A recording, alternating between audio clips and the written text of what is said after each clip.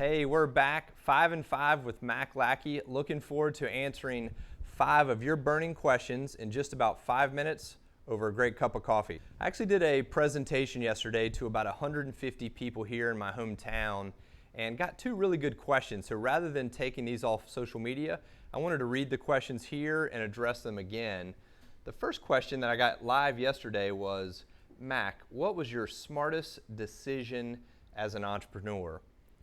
And I had to reflect for just a moment, but I think without a doubt, the smartest decision I ever made was back in 2000 when I made the decision that I was not going to accept the trade-offs that so many of us as entrepreneurs feel.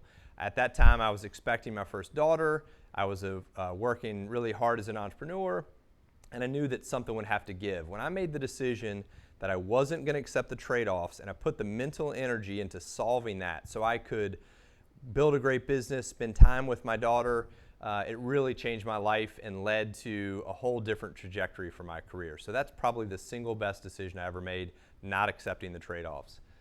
The second question I received yesterday was a little more specific. It was, I want to start a company in the hospitality space, but I don't have a ton of experience. What have you found is the best way to learn a new industry? It's a really good question because I was telling the group that I have been in and out of a couple different industries in my career. I've worked in the tech industry, I've worked in sports, I've had an outdoor apparel company. And when I enter those spaces, I'm not necessarily an expert. I just have a real deep passion to solve a problem. So my personal strategy that I use again and again is I always go to how can I read and watch videos to learn as much as possible really quickly. So I devour all kinds of media. But the second thing is I try to create a list of who I think the 10 best people to answer the question are. So I mean 10 experts at a national or international level. And then you get to put your energy into how do you get to those people. I bet you'd be surprised that you're 1 to 2 degrees from people that are some of the best in the world at answering your questions. So devour media and find that top 10 list and go after them. That's my big advice there. Okay, from the socials, Carrie via Facebook asked, Mac, what is the biggest piece of advice you'd give a young or starting out entrepreneur?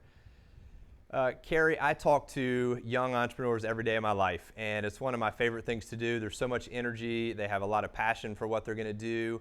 I would say 2 things. First is you just have to get started. So if you have an idea, put it in motion, because once you get into the market's going to tell you where to take that idea. So get started, even if it's just getting out talking to people about the idea. Get started. And the second is surround yourself with the best people you can, whether they're mentors, advisors, co-workers. Just get the absolute best people you can around you, and good things are going to happen. The next question, Kathy via Instagram asked, Mac, how do I actually get on your calendar? That's a great question. One of my favorite blog posts ever, and I still think it's probably the most visited or highly ranked of all my blog posts, is a post called Why Should I Meet You or Care? I'll actually drop a link to that blog post in the description below, so be sure to check that one out. But it basically explains that there are lots of people that are in my position that are a lot more successful than I am, that you want to get in front of, and the reality is people are really busy. And the number of times I get an email every day that someone wants to have a cup of coffee with me or pick my brain, and what they're not taking time to consider is why would Mac do that other than just being philanthropic? And the reality is, even being philanthropic, I can't meet with everybody that asks. I don't have enough time in the day. And so the best thing to do is, if you look at that blog post, is to really put yourself in the position of the person that you're trying to meet and try to make it a reciprocal meeting. Try to make some real big benefit to the person you want to meet with. Most people want to help you, so it's not about that. So it is 1, finding reciprocal benefit, or 2, wherever possible, use a warm introduction. The people that get to me the most and the fastest are the people that are referred to me by my own trusted network.